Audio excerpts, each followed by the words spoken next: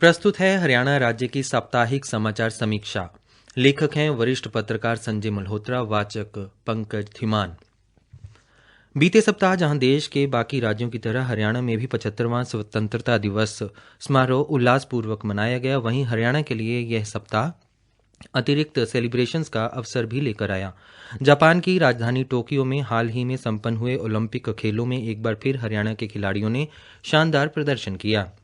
व्यक्तिगत स्पर्धाओं में भारत ने कुल 6 पदक जीते। इनमें से 3 यानी 50% पदक जीतने का श्रेय हरियाणा के खिलाड़ियों को मिला। भारत का 7वां पदक हॉकी में आया।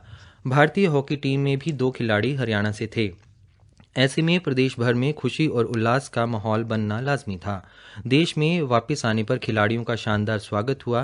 पंचकूला के इंद्रधनुष ऑडिटोरियम में शुक्रवार को सम्मान समारोह आयोजित किया गया। राज्यपाल बंडारू दत्तात्रेय ने इस सम्मान समारोह में देश और राज्य का नाम रोशन करने वाले 32 खिलाड़ियों को 23 करोड़ रुपए मूल्य के चेक भेंट किए और साथ ही इन खिलाड़ियों को जॉब ऑफर पत्र भी दिए गए।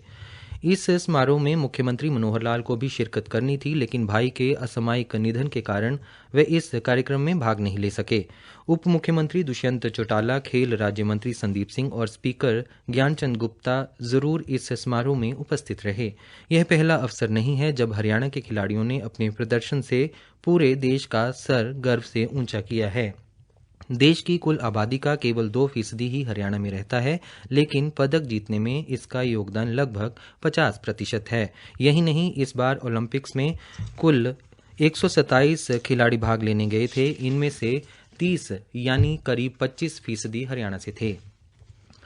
इन ओलंपिक्स में स्वर्ण पदक जीतकर इतिहास रचने वाले नीरज चोपड़ा भी हरियाणा की धरती के लाल हैं। आधुनिक ओलंपिक्स के 125 साल के इतिहास में यह पहला मौका था जब किसी भारतीय खिलाड़ी ने एथलेटिक्स की किसी स्पर्धा में स्वर्ण पदक हासिल किया हो।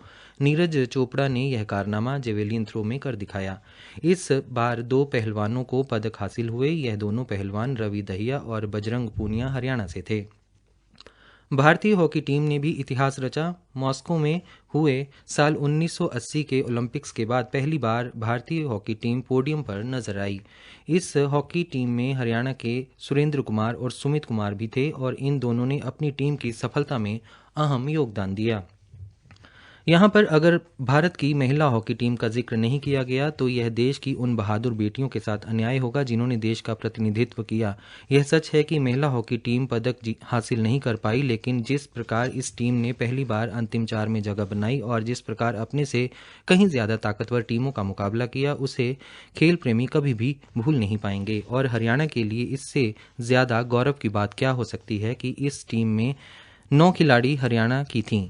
इस टीम का नेतृत्व हरियाणा की बेटी रानी रामपाल कर रही थी। इस शानदार प्रदर्शन के बाद सरकार ने भी अपना वादा पूरी शिद्दत के साथ निभाया है। बिना देरी किए सम्मान समारोह का आयोजन किया गया और इनाम की राशि भी उसी दिन शाम तक खिलाड़ियों के खातों में ट्रांसफर कर दी गई। स्वर्ण पदक जीतने वाले नीरज चोपड़ा को 6 करोड़ रुपए दिए गए हैं। रजत पदक विजेता रवि दहिया को 4 करोड़ और कांस्य पदक जीतने वाले बजरंग पूनिया को 2.5 करोड़ रुपए का चेक भेंट किया गया। कांस्य पदक विजेता भारतीय हॉकी टीम के सदस्य सुरेंद्र कुमार और सुमित कुमार को भी 2.5 करोड़ के चेक दिए गए। इसके साथ साथ इन खिलाड़ियों को रियायती दरों पर HSVP का प्लॉट देने की पेशकश भी की गई। महिला भारतीय हॉकी टीम की 9 खिलाड़ियों को 50-50 लाख रुपए का चेक मिला। यही नहीं, सरकार ने उन खिलाड़ियों का भी पूरा ख्याल रखा जिन्होंने ओलंपिक्स में हिस्सा तो लिया लेकिन पदक से वंचित रह गए। इन सभी खिलाड़ियों को 15-15 लाख रुपए का चेक भेंट किया गया। अंतर्राष्ट्रीय खेलों में हरियाणा के खिलाड़ियों का शानदार प्रदर्शन अब काफी नियमित हो चला है। इससे पूर्व कॉमनवेल्थ और एशियाई खेलों में भी हरियाणा के खिलाड़ियों ने बेहतरीन प्रदर्शन किया था। इन कामयाबियों का श्रेय अगर प्रदेश के युवाओं की लगन और मेहनत को जाता है तो सरकार की भूमिका भी कम महत्वपूर्ण नहीं है। प्रदेश में खेलों का बुनियादी ढांचा अन्य राज्यों की तुलना में कहीं बेहतर है और प्रतिभाओं की तलाश के लिए बाकायदा प्रयास किए जा रहे हैं। हालांकि इस दिशा में और अच्छा काम करने की गुंजाइश अभी भी बरकरार है। खिलाड़ी सम्मान समारोह के दौरान राज्य की भावी योजनाओं की जानकारी देते हुए उप मुख्यमंत्री दुष्यंत चौटाला ने बताया कि हरियाणा को स्पोर्ट्स हब बनाने का उनकी सरकार का इरादा है। उन्होंने ऐलान किया कि प्रदेश में 5 स्पोर्ट्स सेंटर ऑफ एक्सीलेंस की शुरुआत की जाएगी।